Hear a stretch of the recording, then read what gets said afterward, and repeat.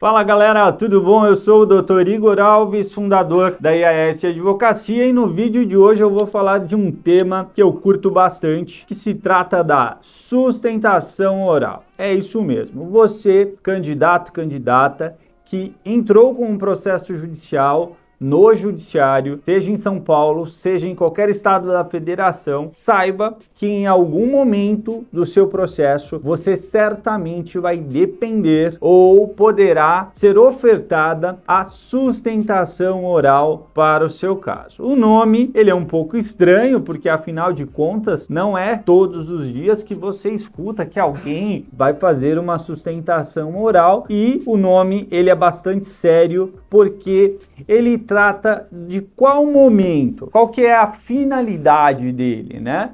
Quando a pessoa do advogado, ela traz de maneira oral, né? Ele fala de maneira oral as suas razões. É através da sustentação oral que fica evidente o momento em que o advogado tem a oportunidade de apresentar a sua linha de defesa de maneira oral, ou de maneira mais clara, de maneira falada, assim como eu estou fazendo com vocês nesse vídeo aqui, onde eu explico, né? Imaginem o seguinte, tá? Vamos fazer uma demonstração. Quando eu vou perante o Tribunal de Justiça, hoje, grande parte das sustentações orais elas estão sendo feitas de maneira online, mas algumas ainda assim estão sendo realizadas de maneira presencial no Tribunal de Justiça em alguns estados, como forma regimental. E aí o que acontece? O advogado, ele pega todo o processo que ele já fez, então ele analisa a inicial, ele analisa a defesa do Estado, ele analisa a réplica, provas, ele analisa todos os detalhes, às vezes apelação, contrarrazões, e analisando todos esses pontos do processo, aí começam as peculiaridades. Eu sempre costumo falar o seguinte: é obrigatório fazer a sustentação oral num processo que se trate de concurso público ou em qualquer processo que tramite no Poder Judiciário? A resposta é não, não é obrigatório. Por quê? Porque o juiz, o desembargador que vai julgar o processo, melhor falando, ele vai analisar com base em tudo aquilo que está escrito. Agora a pergunta que não quer calar: quantos processos existem para cada desembargador que julga o seu processo? Alguns casos 18 mil, 25 mil processos e assim por diante. Estou querendo dizer que a quantidade diminui a qualidade? Eu quero dizer que não. Muito pelo contrário, os desembargadores são cautelosos, analisam os processos com atenção, tudo para trazer o melhor para o jurisdicionado. Só que muitas das vezes entendam o seguinte: quem é a parte do processo que tem maior atenção a todos os detalhes ali apresentados? Então vamos dar um exemplo, tudo bem? Hoje, aproximadamente, os casos judiciais que o escritório possui, vamos colocar que quando eles chegam no Tribunal de Justiça, nós temos aproximadamente entre 300 a 550 páginas, vamos colocar mais ou menos isso. Agora vamos exagerar na quantidade de páginas. Vamos imaginar que você tem aquele processo com 1000 páginas. Os processos digitais, isso é muito comum. Na época dos processos físicos era normal também, porque cada volume de processo tinha 200 páginas, né? Relembrando um pouco da história aí para os mais novos, né? Para quem é mais novo, advogando há menos tempo, não tem conhecimento disso, né? Embora esse rostinho bonito aqui, a gente já tem um tempo advogando e a gente chegou a pegar esse período. Então pega lá, 1000 páginas. Aí o seu processo chega no dia do julgamento, o desembargador leu o processo, fez as anotações dele, mas a pergunta que não quer calar: somente aquele desembargador, no dia do julgamento, ele tinha no mínimo mais uns 20 casos para ser julgado. Você acha que fisicamente é possível que ele tenha lido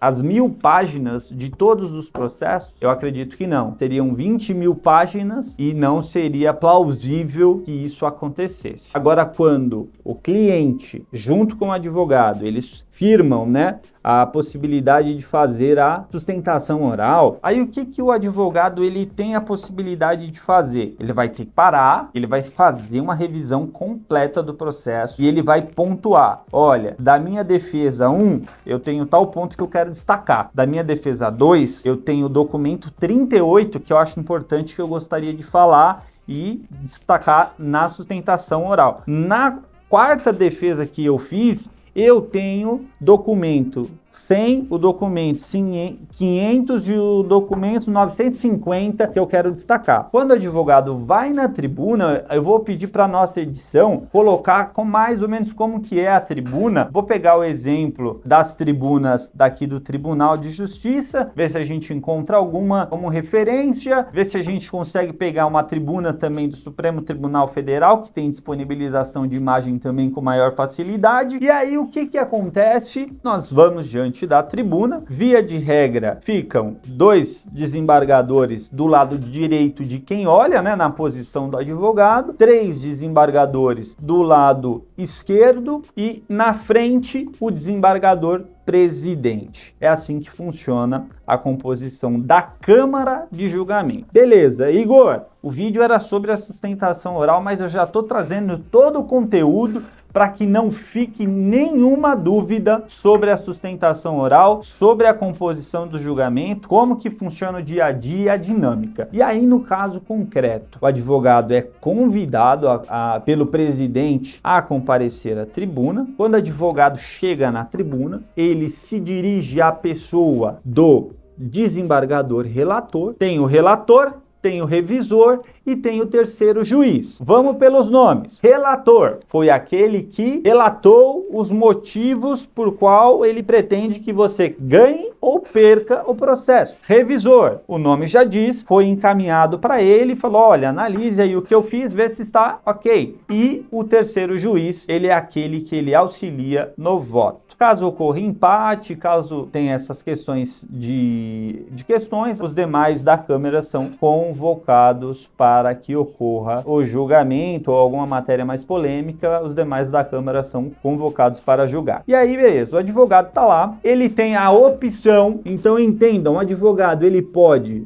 falar em pé ou ele pode falar sentado. É sempre uma opção do advogado falar a respeito dessas duas posições. Lembrando que o regimento da ordem estabelece essa possibilidade. Eu, preferencialmente, durante as sustentações orais que tive a oportunidade, quando tenho oportunidade de fazer, eu faço as sustentações orais de maneira em pé. Eu acho que fica mais visível, fica mais claro, a voz fica mais tranquila no pronunciar, na força da voz também que você também apresenta perante a sessão de julgamento. E quando tudo isso é feito, nós temos a oportunidade de destacar aqueles pontos que eu falei lá anteriormente para vocês, que foi anotado, olha, folhas tais, tal. Eu vou falar para o desembargador, olha, excelência, o caso, com base em tudo que já está escrito, ele merece ser favorável. Mas hoje eu quero destacar as folhas 37,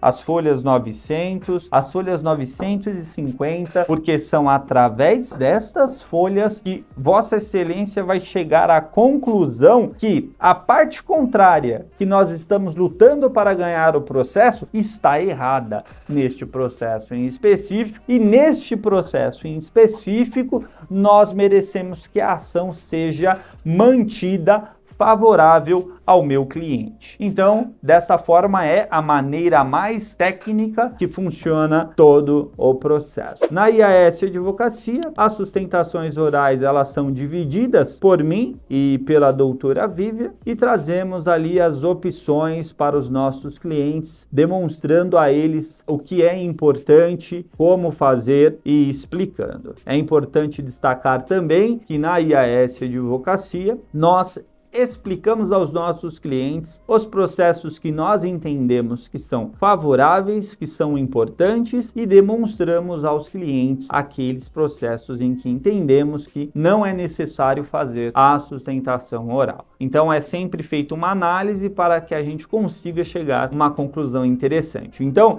eu sempre costumo falar o seguinte: tudo depende do contexto processual, a história do processo, tudo depende das provas do processo e quando tudo isso é evidenciado, aí sim, nós já estabelecemos uma linha estratégica do começo ao final. Existem clientes, para que vocês consigam entender, que na segunda manifestação nossa no processo, que é a réplica, a gente já deixa afirmado com o cliente que nós temos o interesse de fazer a sustentação oral. Então, sustentação oral é você falar a sua opinião sobre aquilo que já está escrito perante os desembargadores ou perante os ministros, porque as sustentações orais também podem ser realizadas junto aos ministros do Supremo Tribunal Federal ou do Superior Tribunal de Justiça. O advogado que está advogando, o cliente que está lutando pelos seus direitos deve ter sempre a consciência. Não devemos deixar de escrever tudo aquilo que acreditamos como defesa dos nossos clientes, mas mais do que isso, nós não devemos jamais deixar de falar, deixar de sustentar todos os pontos que nós consideramos relevantes para a defesa dos nossos clientes. Um forte abraço, eu me chamo Dr. Igor Alves, fundador da IAS Advocacia. Não se esqueça, curtir, compartilhar, se inscrever, compartilhar esse vídeo com aquele seu amigo que tem um processo judicial e quem saiba, ele não saia beneficiado por saber um pouco mais a respeito desta nova ferramenta. Um forte abraço e até mais.